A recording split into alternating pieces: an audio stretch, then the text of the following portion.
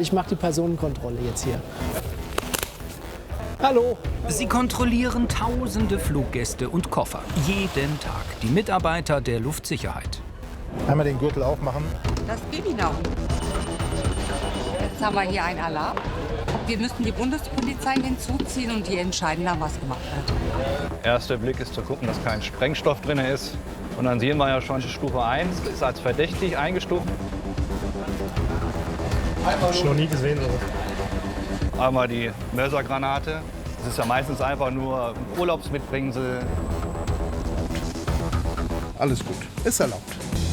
Frauenpower auf dem Vorfeld. Pushen, Nase, Ost, also dorthin. Julita pusht Flugzeuge. Also bei Fraport bin ich die Erste. Von der Hotelfachfrau zur Pushback-Fahrerin. Eigentlich gefällt mir das Fahren an sich sehr gut. Exklusive Einblicke hinter die Kulissen auf Deutschlands größtem Airport.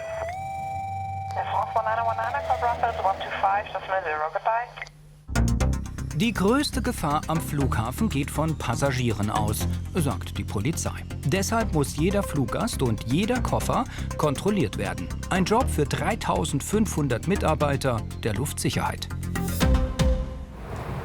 5 Uhr morgens, Terminal 1. Dienstbeginn für Stephen Hancock und Sabrina Siebenschuh. Ihr Auftrag? Gepäck kontrollieren nach verbotenen Gegenständen. Elektroschocker, Messer, die Nunchakos, das ist eigentlich das, was man am meisten findet. Es ist ja meistens einfach nur ein Urlaubsmitbringsel. Das ist, ja, Unwissenheit. Hier sind sie täglich auf der Suche nach Urlaubsmitbringseln. Jedes aufgegebene Gepäck wird zuerst geröntgt, bei den Kollegen einen Stock höher. Und wenn die sagen, mit dem Koffer stimmt irgendwas nicht, dann wird er als verdächtig deklariert und kommt dann hier runter. Und dann gibt's Überraschungen. Dann ist das doch so ein Lichtstrahler. Was in den Koffer passt, fliegt mit. Diskolampen, Taucherausrüstung, Messer. Alles gut, ist erlaubt. Erlaubt ist viel, aber nur nach Vorschrift, sagt Stephen und zeigt sein Lieblingsfundstück. Einmal die Mörsergranate als Souvenir. Die war mal echt, aber die war schon aufgebohrt und der komplette Sprengstoff rausgeholt. Und dann war es wirklich nur als Souvenir. Aber es löst dann schon einen Komplettalarm hier aus. Dann ist was los. Dann kommt eigentlich alles. Dann kommt von der Bundespolizei bis zum Entschärfer eigentlich alles. Er sucht nicht nur Mitbringsel. Erster Blick ist erstmal nach dem Paragraph 5. Zu gucken, dass kein Sprengstoff drin ist, keine Sprengsätze, keine verbotene Waffen. Und dann können wir ja hier rüber auf das Datenblatt gehen. Und dann sehen wir ja schon, Stufe 1 ist als verdächtig eingestuft und Stufe 2 ist als DGR markiert. DGR, das sind die Regeln für den sicheren Transport von Gefahrgut. Dieser Koffer erfüllt sie nicht. Eine Powerbank. Die sind verboten. Also müssen wir einen Koffer rausholen. Aussortieren und kontrollieren. Der Kollege am Monitor ist jetzt von uns. Der wertet das Bild nochmal aus und hilft den Kollegen und zeigt ihnen, wo das dann ist. Christian Seibert vertritt die Luftfahrtgesellschaften. Er darf als einziger die Koffer öffnen. Messer versteckt, jawohl. Durchsuchen darf er nur unter Zeugen. Das Vier-Augen-Prinzip ist Pflicht. Einmal Powerbank, jawohl. Und was passiert jetzt mit dem Ladeakku? Der Gast kriegt ein Entnahmeprotokoll in den Koffer gelegt mit allen nötigen Informationen, die er wissen muss. Unter 50 € wird die entsorgt und wird der Vernichtung zugeführt. Alles, was über 50 € ist, wird aufgehoben und wird dann weitergeleitet zur Aufbewahrung für 4 Wochen. Im Fundbüro oder beim Zolllager, je nachdem. Täglich finden sie Powerbanks und E-Zigaretten. Im Koffer verboten. Wenn das Flugzeug startet und dann irgendwo in der Luft ist und unten irgendwas explodieren sollte, gibt es keine Chance, da irgendwie dran zu kommen. Wer hier arbeiten will, darf keine Vorstrafen haben. Keinen Eintrag im polizeilichen Führungszeugnis und rot-grün blind ist auch schlecht, sagt Stephen. Seit 17 Jahren arbeitet er am Flughafen. Für den Job als Luftsicherheitskontrolleur musste er die Schulbank drücken. Das war eine 4-wöchige Ausbildung damals, die intern gemacht worden ist bei der FRASEC und mit einer behördlichen Prüfung vor der Bundespolizei. Denn die Mitarbeiter arbeiten im Auftrag der Bundespolizei. Sie ist verantwortlich für die gesamte Sicherheit am Flughafen. Trotz Zahlenschloss geht es so einfach. Übrigens, verschlossene Koffer sind hier kein Thema. Für jedes Schloss haben sie einen Schlüssel. Und wo der nicht hilft, kommt Kollege Zange zum Einsatz. So, haben wir's. Ärgerlich, aber notwendig. Koffer sollten nie verschlossen sein, sagen die Experten. Führen wir noch mal schnell einen Sprengstofftest durch. Ein Wischtest zum Nachweis von Sprengstoffspuren. Das ist ein sogenannter Swab. Den führen wir dann in das ETD-Gerät ein. Und der detektiert dann, ob Sprengstoff erkannt wird. Grün ist immer gut. Auch diese Tasche kann wieder auf Reisen gehen, jedoch ohne Powerbank. Aber noch pünktlich zum Flieger.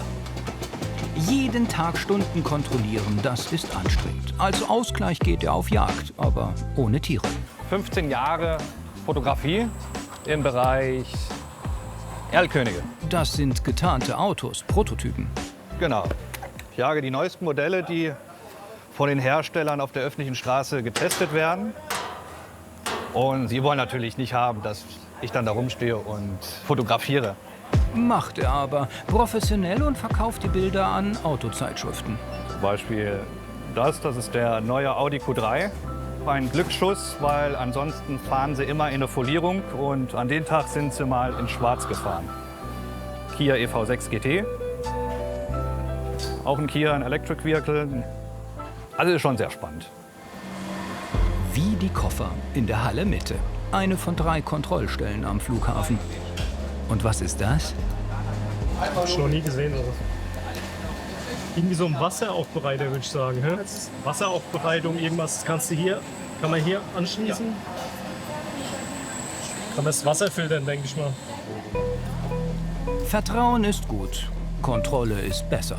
Wieder ein Fall für den Swab, den Sprengstoff-Wischtest.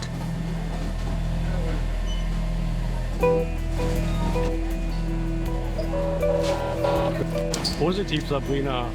EX9 und EX4. Schlecht für den Koffer, Routine für die Kollegen. Guten Morgen, Hancock. Wir haben einen Positivalarm auf der Halle Mitte. Danke. Stephen hat die Bundespolizei informiert. Die ist schnell zur Stelle. Mit Hund Hilde. Sie muss jetzt übernehmen. Wo Swab und Mensch Zweifel haben, kann nur noch Hildes Nase die Lage entschärfen. Die ist cool. Hilde. Ja, Du magst die Hilde. ich mag sie auch. Nach 2 Minuten Schnüffeln ist für Hilde der Fall geklärt. Keine Gefahr. Der Koffer kann weiter nach Fuerteventura. Heute haben Stephen und seine Kollegen mehr als 500 Gepäckstücke kontrolliert und 20 Powerbanks gefunden, aber diesmal keine Waffen. Ein normaler Tag in der Luftsicherheitskontrollstelle Mitte im Terminal 1. So. Flugzeugschlepper fahren fast nur Männer. Fast. Ab jetzt gibt's Frauenpower auf dem Vorfeld. Hier kommt Julita. Sie fährt den Challenger 550. Ein Schlepper für die coolsten Frauen und die schwersten Maschinen. Ich habe Auftrag bekommen, diesen schönen 777 zu pushen. Der Frachtflieger wiegt 300 Tonnen, die Schleppstange 300 Kilo. Kein Problem für die 40-Jährige. Der Rampagent verbindet die Schleppstange mit dem Bugrad. Pushen ist Teamarbeit. Ich drehe erstmal meinen Schlepper und dann kann ich dranhängen.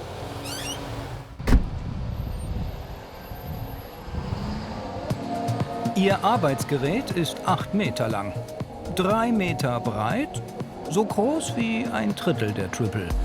Ihr Auftrag? Flugzeuge pushen. Bis zu 15 Stück täglich. Bei Wind und Wetter, ob es stürmt oder schneit. Hier zählt Maßarbeit.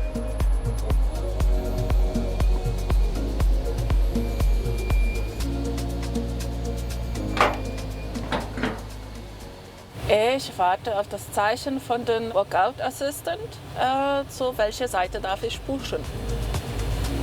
Nase West. Gib mir aber noch Daumen, dass ich weiß. Viele vergessen. Jolita gibt Vollgas, der Diesel gibt alles. Eine zu starke Lenkbewegung und Flieger und Stange sind hin. Jeder Flugzeug hat seinen Anschlagwinkel, den versuche ich zu beachten. So, hier haben wir unsere Centerline. Eine gelbe Mittellinie auf der Rollbahn. Sie gibt den Piloten Orientierung beim Lenken. Jolita muss das Bugrad genau auf der Centerline abstellen. Das ist sehr gut. Ich bin sehr zufrieden. Wir stehen mittig. Und jetzt hat er von mir das Zeichen. Der Rampagent unterstützt wieder. Abkoppeln, wegschieben, Auftrag erledigt. Gute Reise nach China. Jolita fährt die Stange zurück zum Abstellplatz. So, immer aufpassen. Manche lassen dich durch, manche nicht.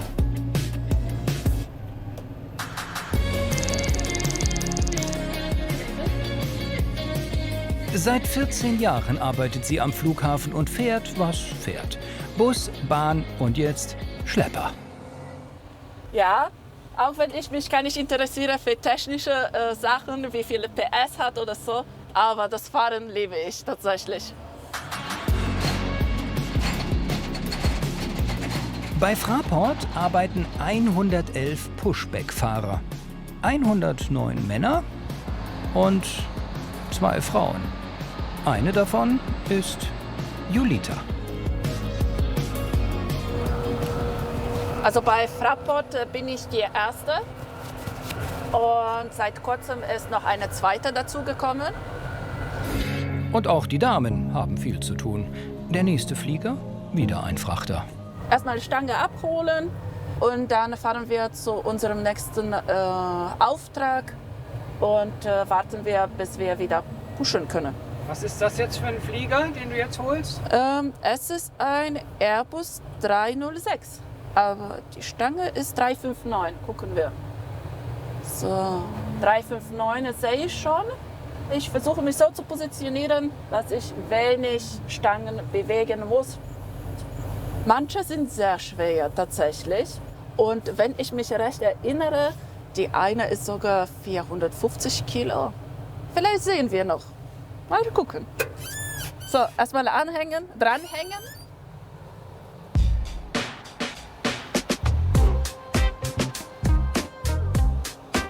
Mal gucken, wie viel hat die. Die ist eigentlich leicht. 200. Das ist okay. Jeder Griff eine Frage der Technik. Dann sind selbst 200 Kilo federleicht, sagt sie. So, wir können fahren. Zum Frachter. Der steht gleich um die Ecke. Im Osten.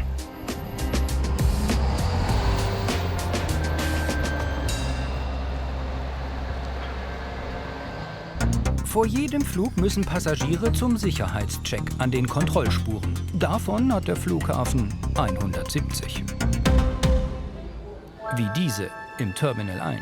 Speziell für Fluggäste, die schlecht laufen können. Und für die Jüngsten, die Schlange stehen, überhaupt nicht mögen. So, der Kinderwagen, ist unten noch irgendwas im Kinderwagen drin? Das müsste dann auch raus, bitte. Genau. So, dann legen wir auch noch die Handtasche dazu. Philipp Seck kennt jedes Versteck. Er kontrolliert seit 20 Jahren Passagiere und Gepäck. Ich komme aus der Verwaltung eigentlich. Ich habe Verwaltungsfachangestellter gelernt und habe mich damals hier bei Fraport beworben, habe mich damals aber auch gleichzeitig bei der FIS beworben. Also damals, also heute Frasec. Und die Fraport hat mich dann einfach, die waren schneller beim Einstellen. Und da habe ich hier zugesagt. Seitdem sorgt er für Sicherheit. Es sind noch Flüssigkeiten in den Taschen. Die müssten bitte auch rausgenommen werden. Er arbeitet abwechselnd an 4 Positionen in der Kontrollspur. Guten Tag. Einmal auf die gelben Markierungen stellen, bitte. Genau, ein Fuß hier, ein Fuß da. Sie haben die Arme so wie auf dem Bild vorne. Genau, nach vorne schauen und einige Sekunden nicht bewegen. Einmal zur Kollegin Nummer 3 hinten rechts gehen, bitte. Ganz kleinen Moment bitte da. Bye-bye. Okay, thank you. Enjoy your flight.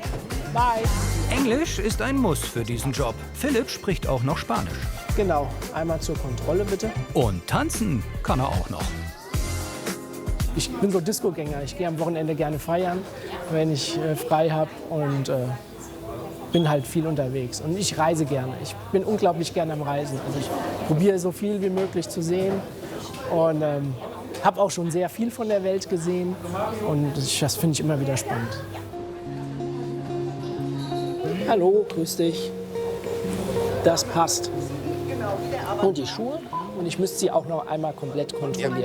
Kommen Sie ruhig hier hin. Bis zu 1000 Menschen kontrollieren Philipp und seine Kollegen täglich. Wo geht's hin? Nach Spanien. Urlaub. Genau. Beim Abtasten einmal umdrehen, bitte. Darf er nicht zimperlich sein. Schließlich geht's um die Sicherheit. Je nachdem, wo man hingreift, da reagieren die Leute schon erschrocken. Aber am besten, man kündigt es immer vorher an, je nachdem, wenn man an sensible Bereiche rankommt. Und dann passt das schon. Eine Kontrollstelle ohne Hektik, nur für Familien, das ist cool. Da bleibt selbst der Jüngste locker. Philipp arbeitet am liebsten in der Frühschicht. Dienstbeginn 4 Uhr. Das heißt, sein Wecker klingelt um 2:45 Uhr daheim in Oberselters. Auch Samstag und Sonntag muss er ran. Gelegentlich. Okay, Test bestanden. Einen Blick aufs Vorfeld hat er selten. Die meisten Kontrollspuren haben keine Fenster. Nach 3 Stunden werden Philipp und seine Kollegen abgelöst. Jetzt geht's in Pause und danach schauen wir mal, wo der nächste Auftrag uns hinführt. Mehrmals am Tag wechseln sie die Kontrollstelle. Nach der Pause stehen sie im Terminal 1. Guten Tag. Bereich A. Haben Sie Laptop, Tablet, iPad, E-Book? Then you have to take it out, please.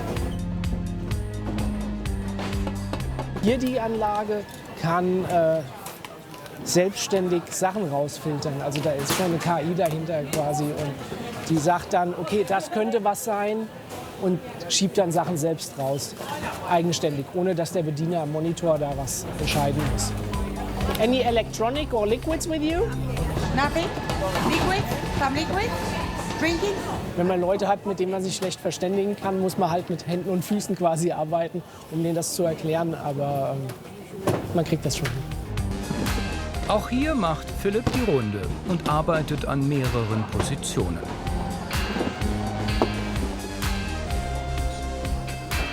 Der Platz am Röntgengerät ist der einzige mit Stuhl. Warum? Damit man immer voll Konzentration am Monitorplatz hat.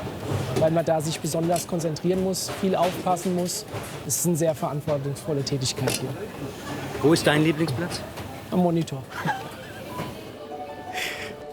Babynahrung darf ins Handgepäck, aber nicht einfach so. Muss kontrolliert werden, jawohl.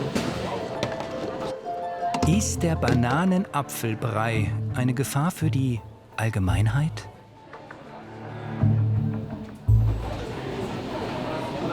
Ja, ist er. Und nun? Das heißt, wir müssen die Bundespolizei hinzuziehen und die entscheiden dann, was gemacht wird. Hallo. Guten Morgen. Einmal alles Alarm angeschlagen und hier haben wir noch Thermosflasche von dem. Aber das Baby ist dabei. Ja, das Baby ist dabei. Ja, wie gesagt, Babynahrung für den Flug auf jeden Fall Genau, darf mitgegeben ja. nichtsdestotrotz Nichtsdestotrotz gucke ich mir mal eine kurze Passagiere an. Perfekt. Ja? Okay. Und Und hier Wasser? ist genau. Ich mache schon Wasser. Hallo, schönen guten Tag. Hi.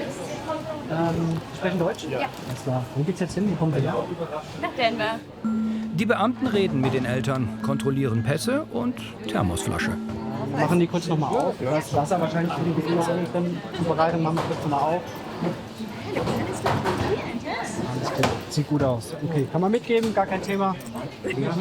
Alles gut. Ich wünsche einen guten Flug und Dankeschön. Ja? Danke. Alles gut. Alles entspannt. Fall erledigt. Philipp Seck steht jetzt am Sicherheitsscanner. Ich mache die Personenkontrolle jetzt hier. Meldet der Computer einen Alarm, muss er ran an die Klamotten. So, guten Tag. Sie dürfen einmal zu mir kommen. Ich muss einmal hier am Arm nachgreifen. Eigentlich sollte ja alles in der Wanne liegen. Gürtel, Uhr, Schlüssel. Doch das ist eher die Ausnahme.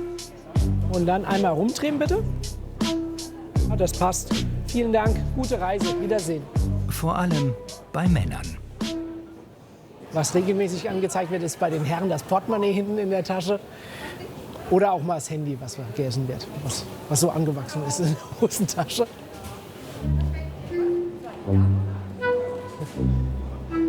Die Welt am Personenscanner. Ein Traum für den Luftsicherheitsassistenten. Hallo. Eine Stunde später ist er am Sprengstofftester. Die blauen Gummihandschuhe mag er nicht. Muss aber sein. Hier das sind spezielle Handschuhe aus Nitril. Und ich vertrage die halt nicht so gut auf der Haut, Nitrilhandschuhe. Das ist besser, wenn man einen Stoffhandschuh drunter hat. Kollege ruft. Der Computer hat den Koffer aussortiert. Warum, scheint unklar. Die Durchsuchung war ohne Ergebnis. Sicherheit soll jetzt der Wischtest liefern. Okay.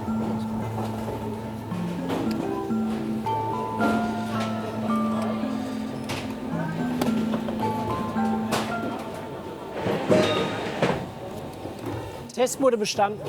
Okay, guten Flug. Das Handgepäck darf nur in Anwesenheit des Passagiers geöffnet werden. Einmal öffnen, bitte. Aufgegebenes Gepäck dagegen nicht. Test bestanden. 1, 2. Philipp hat nach 8 Stunden Test bestanden. Dienstende. Ist in Ordnung. Zurück zu Julita im Flugzeugschlepper. Ein Postfrachter ist bereit zum Pushen.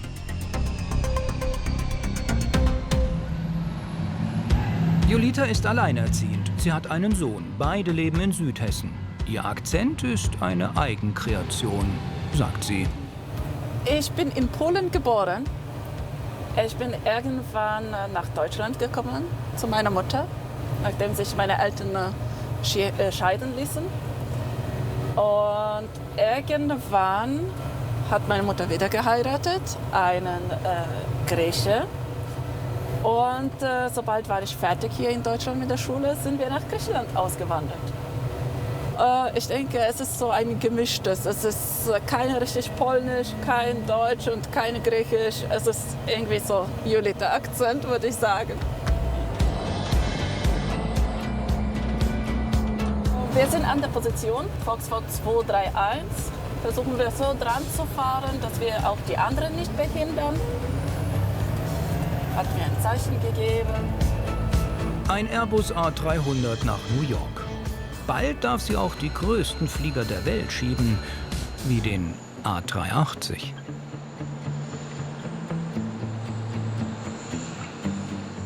Ja, darf ich auch. Sobald habe ich die Ausbildung gemacht zu dem großen Schlepper, darf ich alle Flugzeuge pushen. Alle Typen. Und die Ausbildung will sie bald machen. Aber ob groß oder kleine Flieger, egal. Einmal drücken. Hauptsache fahren. Position erreicht. Man ist stolz irgendwie, dass man darf, diese großen Flieger zu pushen. Eine Frau im Pushback-Truck. Da war die Männerwelt zunächst irritiert. Zur Anfangszeit bestimmt hat man mich draußen beobachtet. Also ich habe mir auch selbst einen großen Druck ausgeübt. Als erste Frau, ja, alle Männer und dann halt, man wird beobachtet. Man wird. Aber irgendwann lässt es nach. Julita hat den Männern gezeigt, wo die Centerline liegt. Sie pusht mit jedem Tag besser. Und als immer mehr Flugzeuge gerade stehen, war Ruhe auf dem Vorfeld. Man hat ja nur 2 Wochen Ausbildung. Das ist ziemlich wenig, würde ich sagen. Es ist machbar. Für mich war alles neu. Das heißt, Ich bin noch nie großes Fahrzeug gefahren. Ich habe keinen LKW-Führerschein. Ist auch nicht nötig. Der Flughafen ist Privatgelände. Hier darf jeder fahren, auch ohne Führerschein. Zur Anfangszeit war nicht einfach. Aber ich habe das überwunden. Und ich bin froh, dass ich den Weg gewagt habe. Ihr Truck wiegt 55 Tonnen oder so viel wie 11 männliche afrikanische Elefanten. Den Schlepper beherrscht sie schnell und präzise. Wir pushen Nase Ost, also dorthin. Es geht los.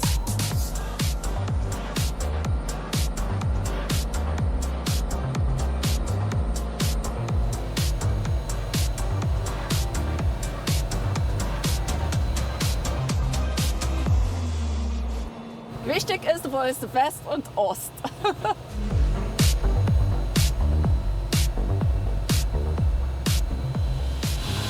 Alles klar, Daumen. Der Flieger steht, wo er hingehört. Schlepperstange ab und zurück zum Sammelplatz. Jolita wünscht guten Flug. Pünktlich hebt der Flieger ab von der Startbahn 18 West.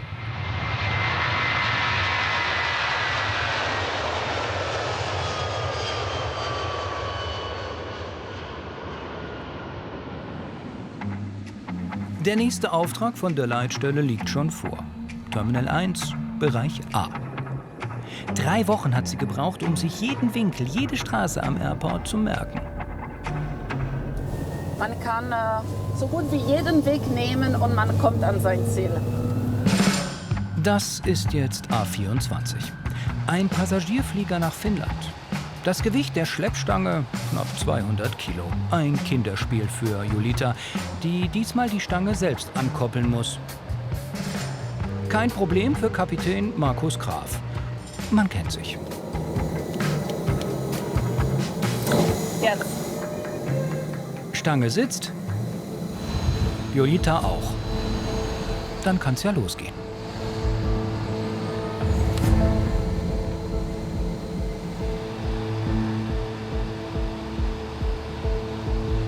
Oder etwa nicht?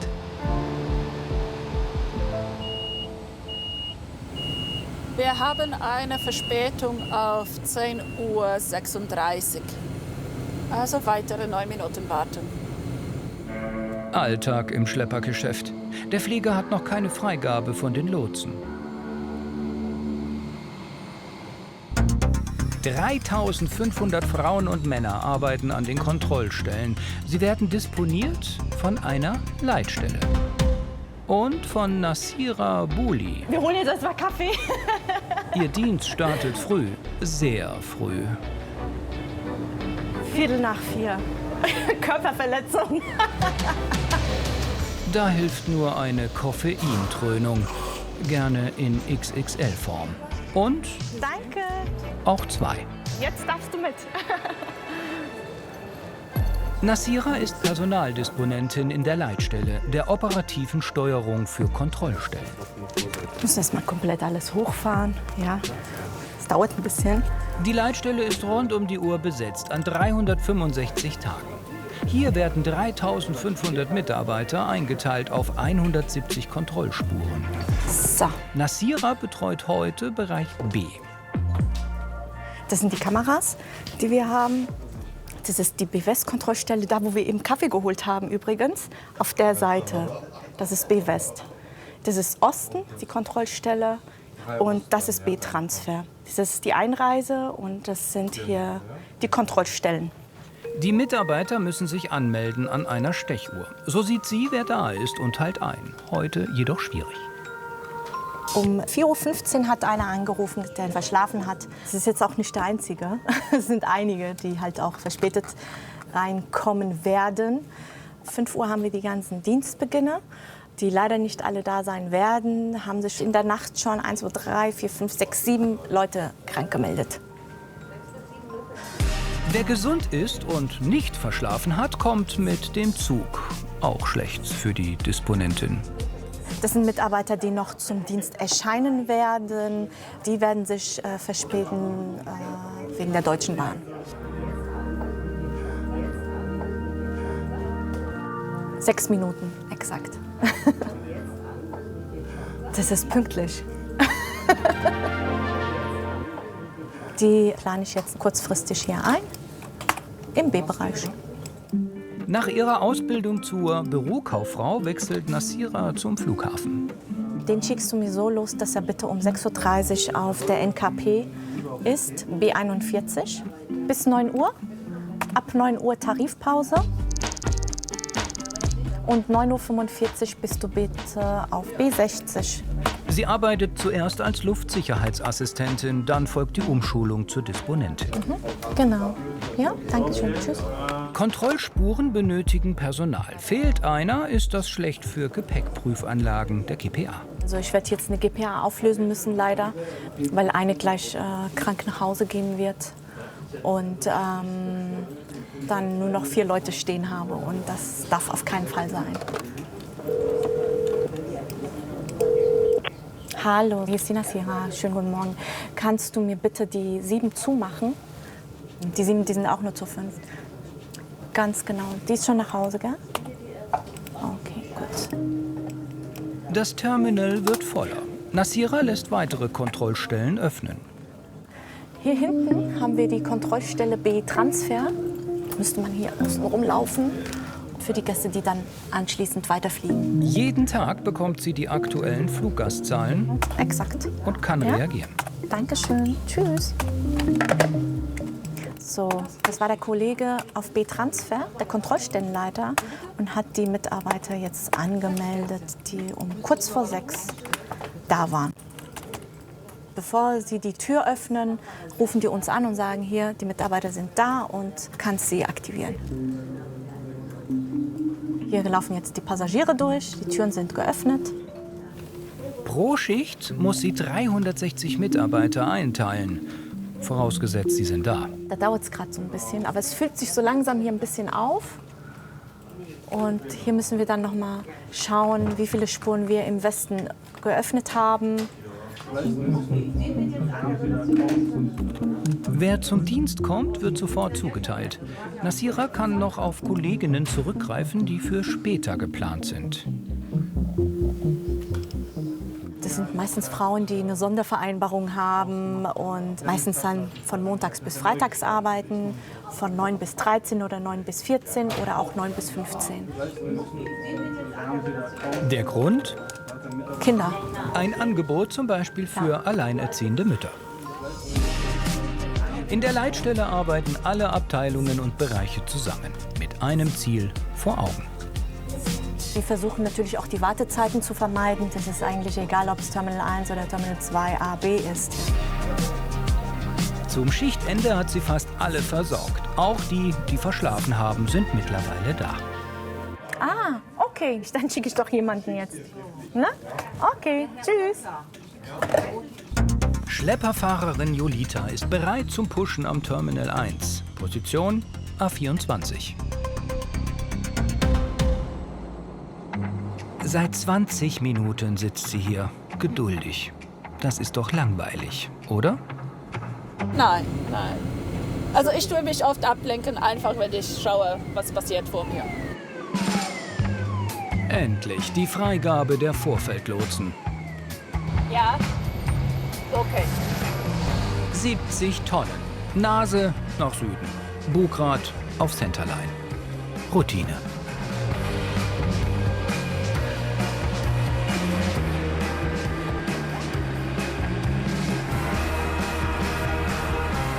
Das ist in Ordnung. Gerade.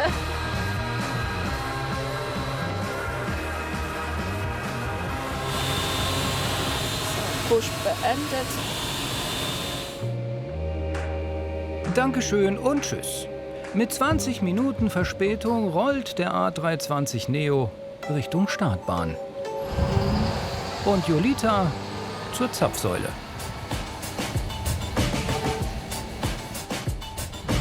Die Dieseltanks im Schlepper sollten immer halb voll sein, sagt sie. Nichts ist peinlicher, als beim Schleppen liegen zu bleiben. Einmal Volltank. Der Schlepper ist klein und kompakt. Genau richtig für mich, sagt Julita. Sie ist auch für ihn verantwortlich. Beim Morgencheck kontrolliere ich Kühlwasser, Motoröl. Dann tanken wir immer morgens und bei den neuen Schlepper, bei den Treppel, tun wir auch noch AdBlue. Das werden wir auch noch dazu fügen. Knapp 200 Liter fassen die Tanks. Eine Tankfüllung reicht für 50 bis 60 Schleppvorgänge. In diesem Gebäude sitzt die Leitstelle. Hier werden die Aufträge vergeben. 600 Schlepperfahrten pro Tag. Machen wir hier 113. Warte mal, ich gucke auf 113. Dafür stehen 60 Pushback-Trucks bereit. Geschleppt wird rund um die Uhr in 3 Schichten. Julita hat wieder Arbeit. Noch ein Passagierflieger. Der ist auf Victor 113, diesmal Condor. Und es ist Boeing 753 für 11:55 Uhr. Dass sie mal Flugzeuge schleppen würde, hätte sie nie gedacht. Nach ihrer Elternzeit brauchte sie dringend einen Job. Ich habe eine Arbeit gefunden und das war Hotelfachfrau an der Rezeption. Und dann irgendwann über die Annonce, vielleicht Frankfurter Allgemeine, keine Ahnung wo, habe ich dann gesehen, Flughafen. Erstmal fürs Check-in. Da habe ich mich beworben und ich weiß, dass sobald ist man am Flughafen, kann man sich immer irgendwo intern weiter bewerben. Und so kam es dann. Heute ist sie glücklich mit ihrem Job. Der nächste Kandidat ist ein Oldtimer. Eine Boeing 757 auf einem ihrer letzten Flüge. Hat ihr der Lademeister erzählt. Ob alt oder jung, egal. Sie pusht jedes Flugzeug gerne. Wenn sie darf.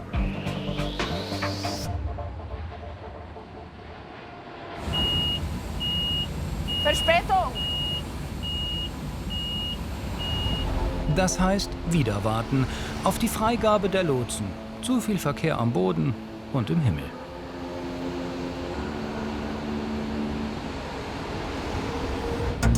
...170 Kontrollspuren für Passagiere hat der Flughafen. Täglich werden sie getestet. Ein Job für den Kontrollstellenleiter. Dankeschön. Okay. Ibrahim ist auf dem Weg zu den Kontrollspuren im Terminal 2. Die Abkürzung ist nur für die Mitarbeiter. Hier dürfen keine Passagiere durch.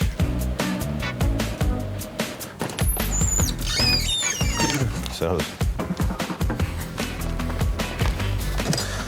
Hi Simi. Und wie viele Schritte macht er so? So gut wie 20.000 bis 30.000 Schritte pro Tag. Es gibt Tage, wo ich, wenn ich alleine bin und keine Kollegen habe, es schon manchmal teilweise sogar über 30.000 Mal gekommen ist. Boah, das ist schon anstrengend. 30.000 Schritte, das sind circa 22 Kilometer jeden Tag. Wer hier arbeitet, braucht auch gute Schuhe. Das ist die Schlüsseltasche für die Kontrollstelle. Da ist der Flugplan drin, die Briefingsliste ist da drin. Und das Wichtigste, die ganzen Schlüssel, da fühlt man sich wie Hausmeister Krause. Sein Auftrag? Kontrollstellen öffnen, Computer einschalten und Geräte testen.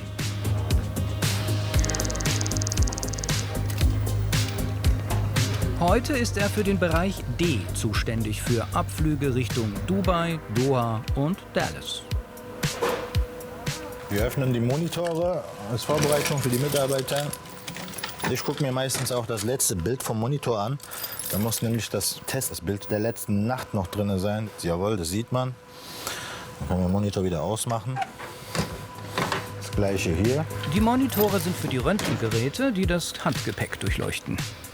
Perfekt. Der Apparat sucht nach Sprengstoffspuren. Das ist unser Teststift. Den können wir auf den Probestreifen drauf. Das dauert nicht mehr ein paar Sekunden.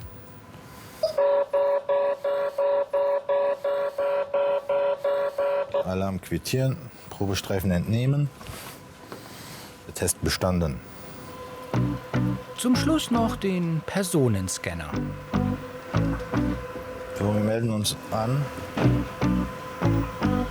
Das Gerät muss einmal kalibriert werden. Nach jeder Kalibrierung hat man ungefähr 30 Minuten Zeit und sollte man nochmal kalibrieren. Die Kontrollstelle ist startklar. Und die Mannschaft? Alle ausgeschlafen? Wie viel seid ihr? Kurz mal die Hände anheben. Ja. 2, 3, 4, 5, 6, fast. Ihr seid beide online erstmal. Vollzählig angetreten. Wir öffnen jetzt die Fassaden. 5 Kontrollspuren hat Ibrahim jetzt geöffnet. Sie können auch hierher kommen.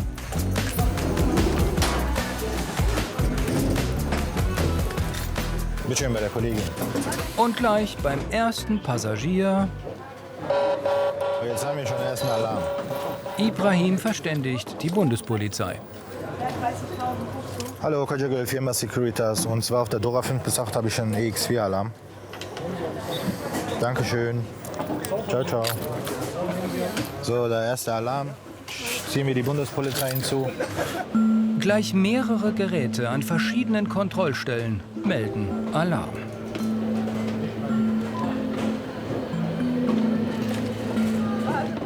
Morgen. Hallo. Was haben wir denn? Hier. Hier. Rot ist das, ne? Fürs Kind oder? Die Banane. Okay. Und auch Feuchttücher, ne? Feuchttücher, ja. Habe ich entweder gemacht oder Ja. Nee, aber für Kinder und für Babys ist das okay. Und das sieht auch so aus, als wenn es Brot ist. Damit das Kind nicht verhungert, nee, ist für uns okay. Ja, wenn die Kinder was zu essen haben. In Lebensmitteln sind oft Flüssigkeiten, zum Beispiel in Tomaten. Da reagieren die Geräte. Wir sind die obere Behörde, die das überwachen. Und wenn hier irgendwas gefunden wird, was nicht normal ist, so große Flüssigkeitsbehälter, irgendwelche verbotenen Waffen oder auch Sprengstoff, irgendwas, dann werden wir dazugerufen. Deswegen sind wir hier immer vor Ort und müssen dann entscheiden, wie es weiter funktioniert. Nicht funktioniert hat die Kontrolle eines Friseurs. Sein Werkzeug war im Handgepäck. Keine gute Idee. Scheren mit Klingenlänge über 6 cm dürfen leider nicht in den Sicherheitsbereich. Beschlagnahmt. Kommt in die Sammeltüte mit anderen Messern. Jetzt geht's rund. Kommen Sie ruhig her, es geht schneller hier. Einfach in die Wanne rein, die Sachen. Hunderte Passagiere auf einen Schlag. Jetzt muss auch der Chef helfen. Übernimmst du? Ich mach beide. Der Herr. Ich muss erst mal ihn kontrollieren, danach kommen Sie dran, ja? Oberstes Ziel, die Wartezeiten kurz halten. Nach einer Stunde ist der Ansturm vorbei. Wie viele Passagiere? 300, 400? 480 waren es. 480 Passagiere haben wir hier gerade soeben fast abgefertigt. Das ist eine Mordsleistung. Bei einer Wartezeit von 11 Minuten, da können wir uns auf die Schulter klopfen, denke ich mal. Dann macht das doch. Ibrahim und sein Team Ich wünsche Ihnen eine angenehme Reise, ja? sorgen für einen sicheren Abflug in Terminal 2. Auf die gelbe Markierung, bitte. Flugzeugschlepperin Jolita muss einen Oldtimer pushen auf dem Vorfeld. Eine Boeing 757. Langsam fährt sie den Truck zur Schlepperstange. Kuppeln, Bremse anziehen. Wie immer unterstützt ein Kollege. Wir müssen Nase nach Westen. Ja. Und wir ziehen dann vor bis kurz vor November 1. Okay. Ja, also Ja, recht weit bis zu vorne, 117.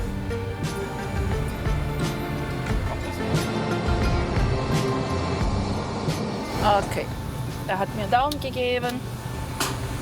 Dann West und vorziehen bis vor November 1.